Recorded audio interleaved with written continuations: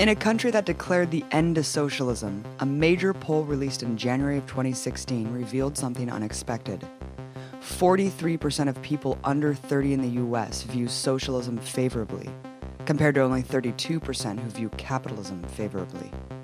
This shows that despite a concerted effort to smother the ideas of a man who died 133 years ago this March, the analysis put forward by Karl Marx remains extremely relevant today. Marx is considered the most influential philosopher to ever live. With his co-thinker Friedrich Engels, they developed a way of understanding the world that has not only greatly contributed to the understanding of philosophy and economics, but also history, anthropology, political science, biology, and many other fields. As a young man in the mid-19th century, Marx embedded himself in the workers' movements in his home country of Germany, then in France, from where he was exiled to London for his political activity. In addition to dedicating himself to the scientific study of capitalism and social change, Marx was also an organizer and convened the very first international organization of socialists with the goal of overthrowing capitalism, known as the Communist League, whose slogan was "Working men of all countries unite." His work Capital is regarded as the premier dissection of the economic system we live under. His discovery of dialectical materialism redefined the world of philosophy, and his rallying call, the Communist Manifesto, is considered the most influential political document in the world.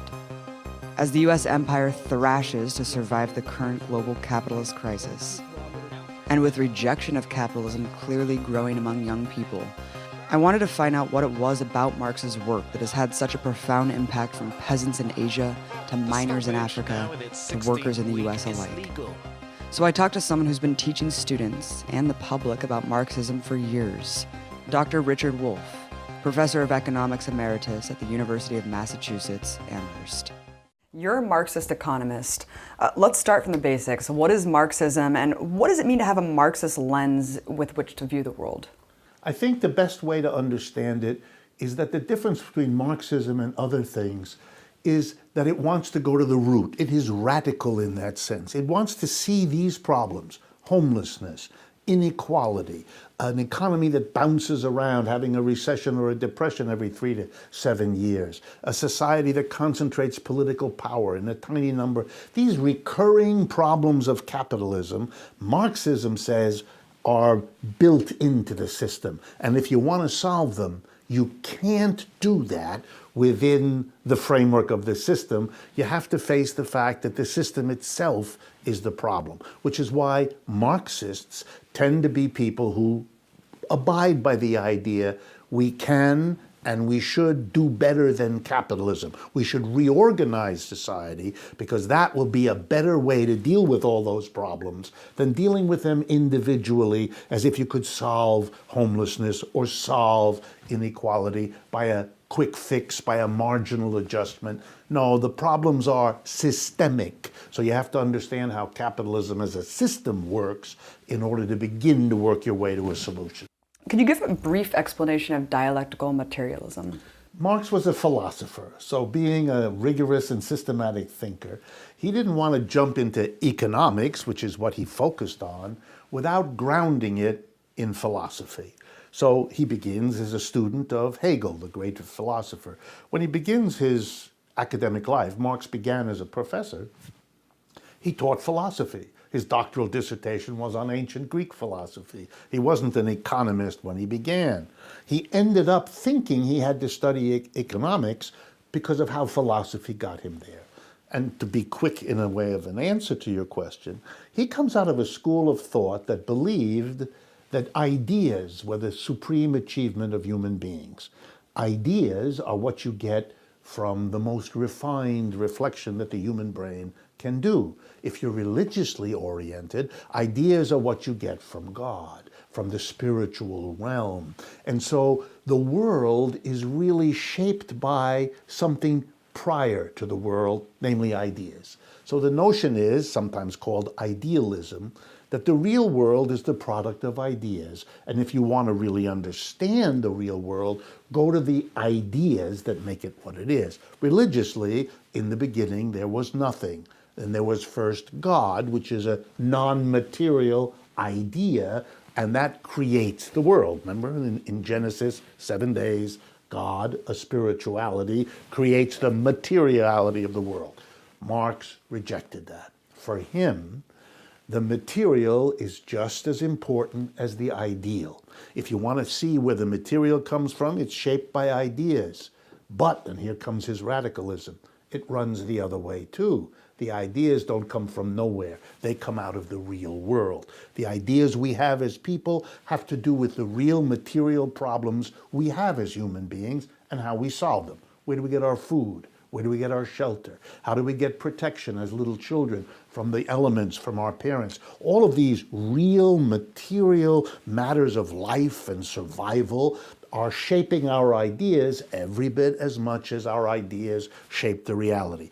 Dialectical materialism is the name for a point of view that says if you want to understand the world, you need to look at how ideas shape the material, but the other way too, and the two have interact. That's the way to see the world. And for that reason, when it came to explaining the problems of capitalism, he never could and never did suggest it's all because of the ideas of people about capitalism. It's the real way human beings make their food, solve their clothing problems, their relationship problems that shape their ideas as much. And he was going to analyze capitalism through that lens of the interaction of ideas and concrete material reality back and forth. Marxists take a particular view of history called historical materialism. How is the current area of capitalism fit into the long history? I think you've mentioned this before, just how this is just the latest chapter in a long history of economic development. The basic idea is that every economic system has in it conflicting forces. The language in Marxism is internal contradictions. The system has in it problems it is constantly struggling with because they're built into the system. And for long periods of time, it finds solutions.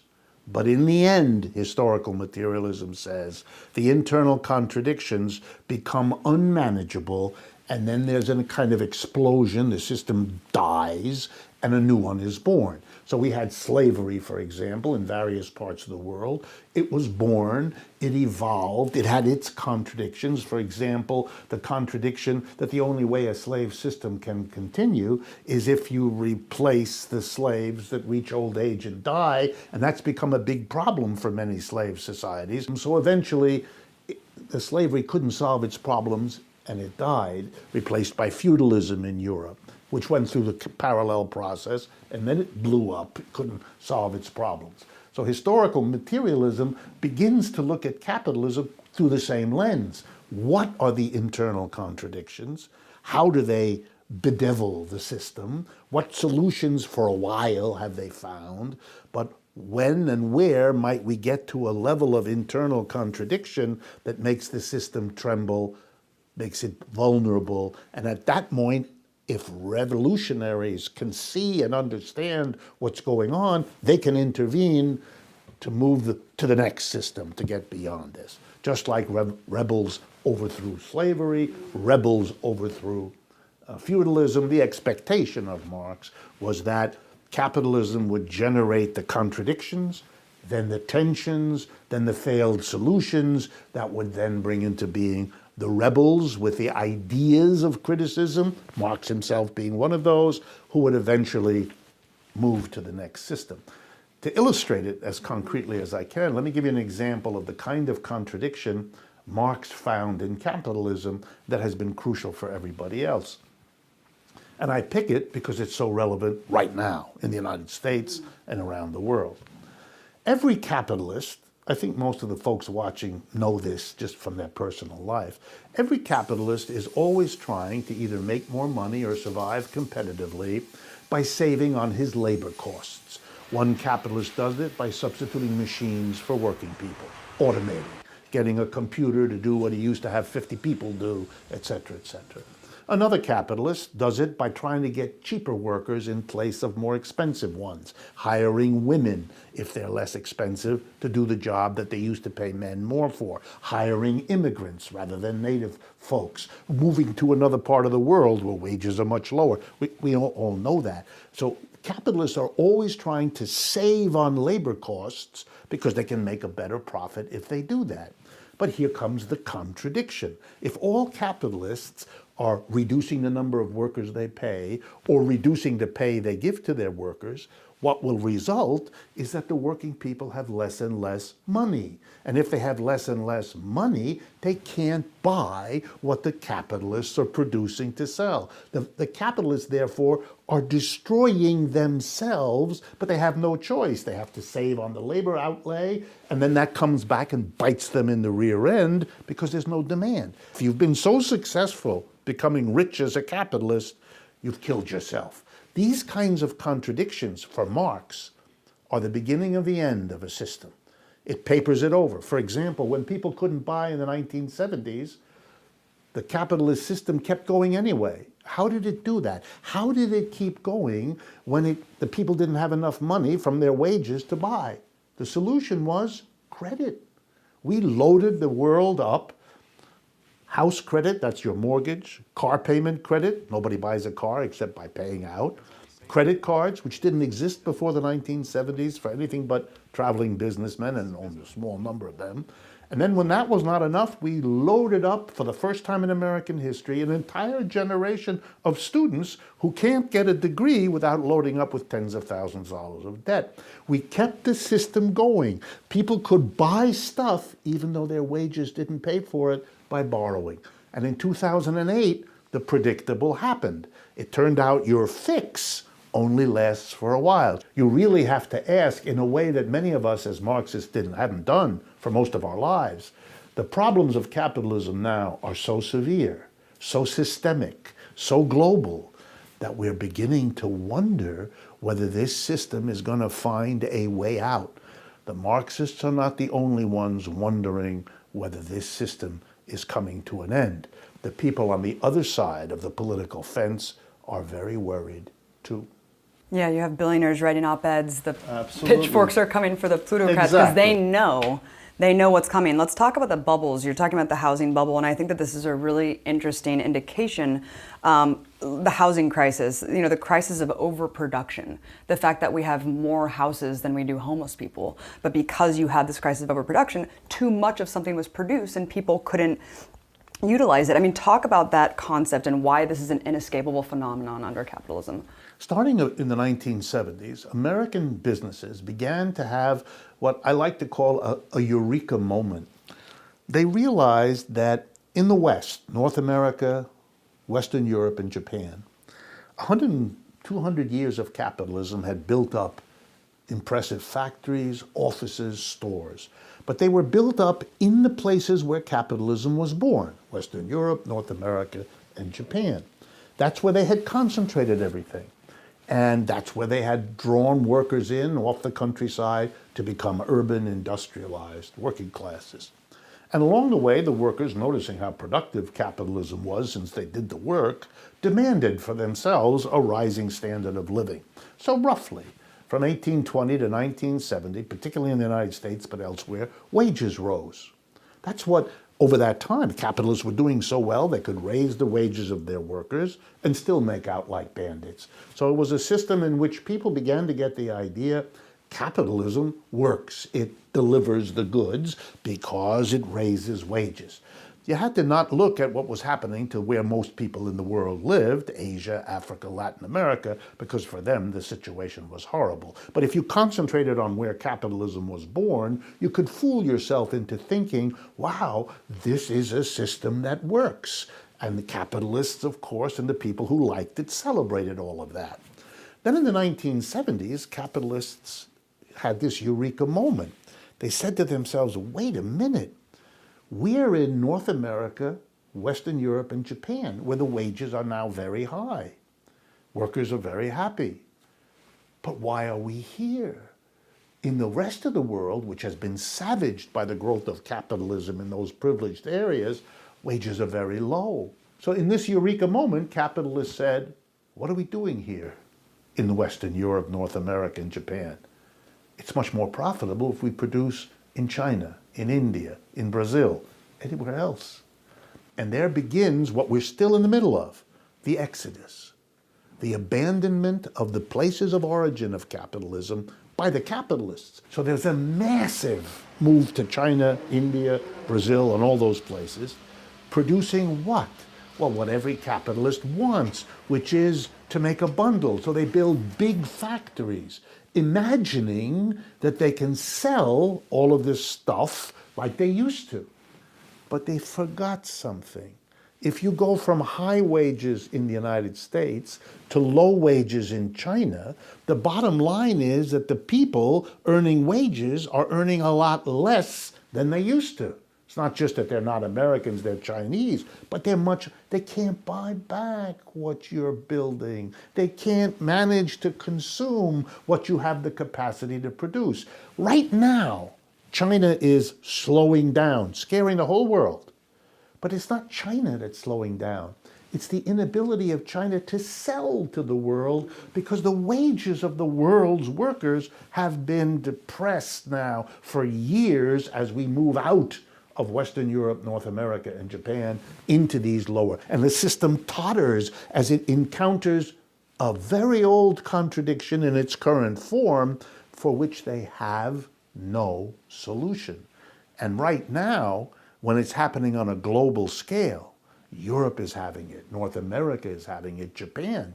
These are the centers of capitalism. They're in the most trouble right now, and they don't see a way out, and I don't either, which makes it possible, for the first time in my life, to begin to see a capitalism that is in fundamental shaking difficulty.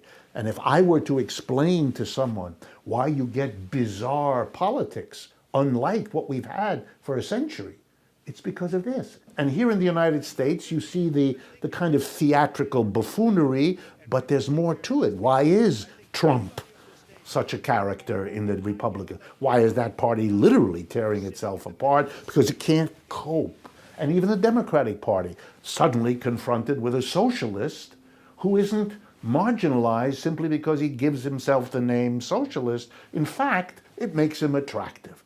What Bernie Sanders is proving is that the interest in socialism has captured millions of Americans. I think that people are starting to understand this, and they're looking at things like the defense industry, and they're saying, we need an enemy. We need to manufacture this enemy to keep the war machine going since Eisenhower. But it seems like a lot of more libertarian-minded people are saying it's just cronyism, right? Yes, we live in an empire. Yes, we need this constant enemy, but it's really just the crony aspect of capitalism, and we just need to restore capitalism. You obviously go much deeper. How is all of this, especially the empire that we live in, directly related to capitalism? Every time a system's in trouble, there are the defenders of the system who say, well, yes, I agree, right now it's really crappy, it's dangerous, it doesn't work. But that's because something has come in to destroy the really pure capitalism. If only we had that, it would work beautifully. I understand it. That's a human, you want to hold on because changing systems is frankly scary, always has been. So this is a way you can hold on to a kind of loyalty to capitalism in general while joining in the critique of the way capitalism is here. The answer I would give, which will make these folks unhappy, is, look, capitalism is what you got. And if you don't like the way it's evolved, that's very nice, but imagining that you can go back to something pure that won't then repeat the same evolution to what we have, kind of begs the question, how come? We didn't become dependent on the defense industries because a lot of people are crooks or because a lot of people have cronies whom they favor. Come on, that's not really a very profound analysis. There may be cronies all the time, but why were they successful? I think the biggest counter, and I'm sure you hear this constantly, is looking at the USSR, looking at some sort of manifestation of authoritarianism like North Korea and saying, well, that's the inevitability of communism. When capitalism emerges in Europe out of feudalism, 17th, 18th century, there are lots of places where it is started, where it grows for a while, and then it blows up, it dies, or it goes in directions that are horrible and people reject it. And that's not surprising because you don't one day decide to go from system A to system B, set up the new system B, and everything just works ducky fine right off the bat. That's not how this happens. In every case, the transition has to go through a number of experiments. Lessons are learned. This we did well, that we didn't do well, and that's why it fell apart or took a direction we didn't like. And then eventually you get to a capitalism which covers its bets, can be better than the ones that came earlier, lasts longer, and becomes something that all people eventually grasp onto. I would expect that of socialism. Look, for most of the world, poverty is the daily grind of life, and therefore the most urgent economic objective of most people in most parts of the world is to get out of poverty, to have economic growth where the standard of living grows.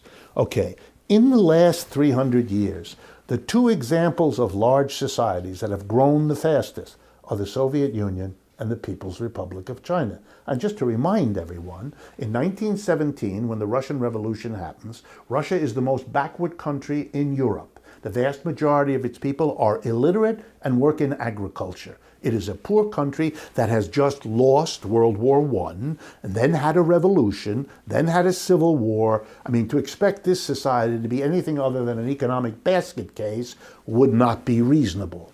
Okay, now fast forward to 1975. That's only 50 years later. The Soviet Union is the second superpower in the world. It has come through another World War, World War II, that was devastating like the first one on Russia. And nonetheless, it shows a level of economic growth that is stunning. The equality and the fraternity are not easy to find. They became critics. They literally said, wait a minute, this system isn't the road to freedom, to equality, to all the good things that people normally have championed. And they became critics. And the most important of them in the 19th century, when capitalism was really taking hold, was this guy, Karl Marx. So I think a lot of people are aware of socialism now, especially since we have a self-proclaimed democratic socialist running for president, but they don't actually understand what it means. I think they're taking little bits and pieces, free healthcare, free education. Talk about the means of production and how a socialist economy would actually be structured. They came up with the following idea, that the problem of capitalism is two fundamental things. One, that private individuals own the means of production. They own the land, they own the factories, they own the stores, the machinery, and that the people, the owners, are really a very small part of the population. 1%, 2%, 5%, maybe even 10%, although rarely did it get that high. But that means the vast majority of people are never part of the owners. And the basic socialist idea was, if you allow a small number of people to control the means of producing all the goods and services we all need to survive, they're going to use that control to make the system work for them. And they're not going to worry about the rest of us. In other words, it's a recipe for a society that produces wealth for the top 5 to 10%, but not for everybody else. That gives power, political and other power, to those at the top and not to everybody else. So the socialist idea was, this is fundamentally unjust, fundamentally undemocratic. This is what's wrong with capitalism, and how do you solve it? You make collective ownership, not private. The society as a whole should own the means of production, the factories, the offices, the stores, so that they are good for everybody, so that what they produce is distributed roughly equally, so that the influence and the decisions are made. So social, that's why it's called socialism. It's the society that should own. It focuses on the workplace. Its idea is the way you make sure that the government never again becomes an institution over the people, but rather simply an instrument of the people, is by making sure that at the base of society, where people live and work, the wealth, the productive capability is in their hands. If you want the slogan of 21st century socialism, it's this: democratize the enterprise. End this process where there's a handful of people who make the decision. In most American corporations, and corporations do the bulk of the business in modern capitalism, a tiny group of what are called major shareholders, the people who have big blocks of shares, they select who the board of directors is. 1% of Americans own 3/4 of the shares. It's highly concentrated. A tiny number of people, the 1%, own the bulk of the shares. How do you run a corporation? At the top is something called a board of directors, usually 15 to 20 people. How do you get on the board of directors? There's an election every year to get on that board.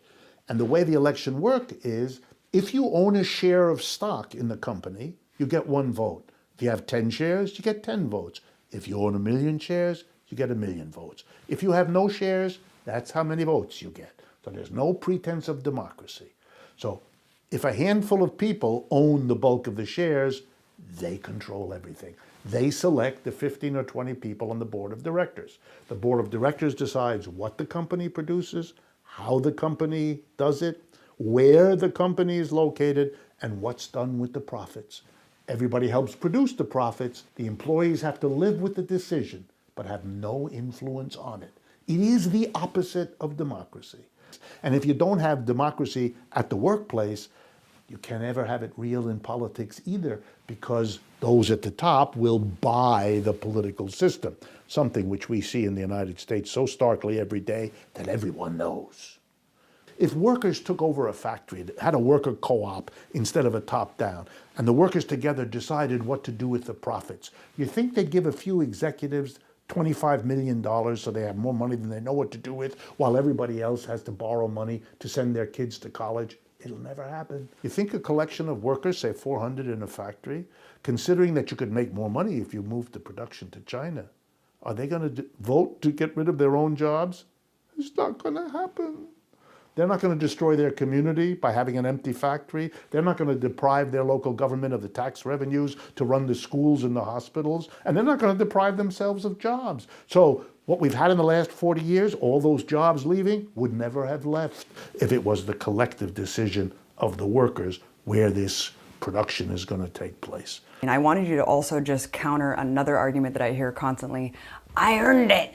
You know, we earned this money. The best way to describe this is to go back to Karl Marx and his analysis of capitalism so that we all understand what earning is about. Let's imagine you are a person looking for a job and I'm the employer that you're looking to get hired by. So you come in and you sit down, you fill out your application form, and I look at you and I describe to you the kind of work we'd like to have you do. You'll come 9 to 5, Monday to Friday, and you'll sit over there and you'll do this kind of work, et cetera, et cetera. And we get through all that and you're okay with that. And then we get to that big question, how much are you going to get paid? And let's say we dicker back and forth and we agree on $20 an hour. So I'm going to pay you $20 an hour. At this point, Marx enters with a smile on his face and says, I'm now going to show you, the reader of his books, that when that deal is done, the $20 an hour, something is going on that you actually know, but you don't want to face, but I'm going to show it to you. When I hire you for $20 an hour, I know that for every hour that you give me your work, your brains, your muscles to work, I'm going to have more stuff to sell at the end of the day, because you're added to my workforce. You're going to help me produce more goods or more services or better quality goods and services than I would have if I didn't employ you. So I'm going to say to myself, it costs me to get Abby $20 an hour. What do I get out of it? I'm going to have the output that Abby adds by her labor. Now that has got to be more than $20. So the only way I'm going to hire you for $20 an hour is if you produce more in the hour than I give you.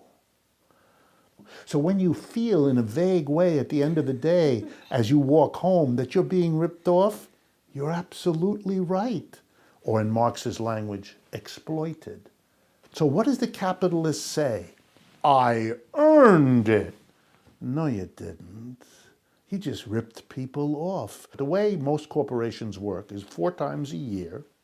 They take the profits they've made in the preceding 3 months, and they distribute a portion of them to their shareholders. These distributions are called dividends.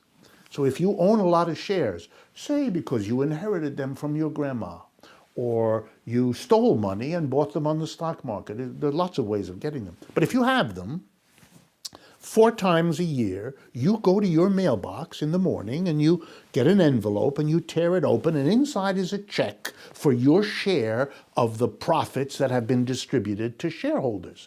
For rich people, this is millions of dollars. They have all that money. What did they do exactly to earn that money? Nothing.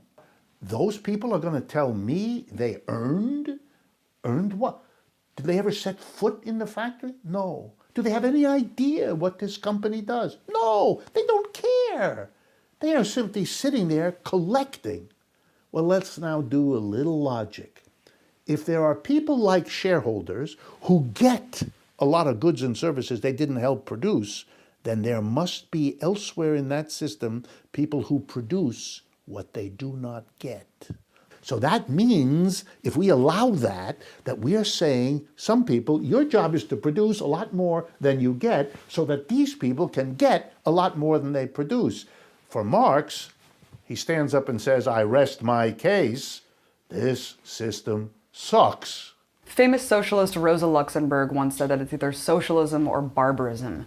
Here we are 100 years later. In what ways have you seen that play out today? The 62 richest people in the world, most of whom are Americans, not all Americans, but most of whom are U.S. citizens.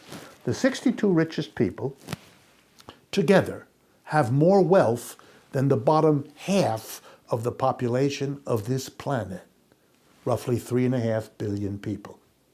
That's beyond obscene. I don't know what, I don't have an adjective that captures this, but I can describe what it means. If you look at all the statistics of the World Health Organizations, the bottom half of our population are people who die way earlier than they need to.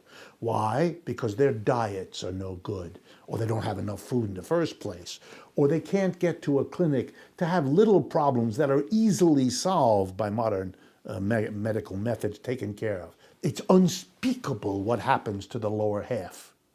If we took half the wealth of the richest, and they would still be the richest, and made it available to the bottom half, it would transform their lives, literally. Now, there's no moral or ethical justification for this situation. Number 2, it is well known all over the world, despite a few deniers that are still around, that the way capitalism has evolved has compromised the ecology and environment of this planet, literally threatening us with 27 diseases and 57 losses of fundamental resources. This is crazy to permit this to go on. This is another way capitalism confronts us with barbarism. And the third one is, and here the United States plays a particular role, is this notion that the Western world, the world that has the wealth and the military might, is in a war, an endless war against something as vague as terrorism, whatever exactly that is, and that this is used to justify an endless use of resources not available for people's needs, but to combat one enemy, real or imagined, after another. So we literally confront an endless military warfare state, a cataclysmic destruction of our natural environment, and a level of inequality that has no justification.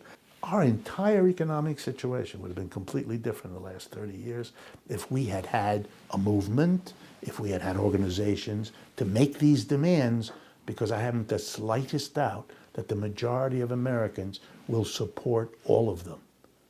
You know, it used to be at this point in an interview, I would have to look at a skeptical interviewer saying, Americans support this kind of socialistic stuff, but I don't have that problem anymore, because Mr. Bernie Sanders has done me a favor by throwing his hat in the ring in the Democratic primary and running around the country as he's been doing. As a socialist, he has proven for all Americans to see that the support for something other than capitalism has now captured millions of Americans. And we don't know how many millions, because that still has to be shown. And the argument that was heard when Occupy Wall Street emerged in 2011, that this is a tiny group of people who don't represent anything. All that's gone because Mr. Sanders has said, well, let's see. Let's see how many people are critical of the 1% versus 99. How many people will support a candidate who says that every day and who even accepts the label socialist? And the answer is millions.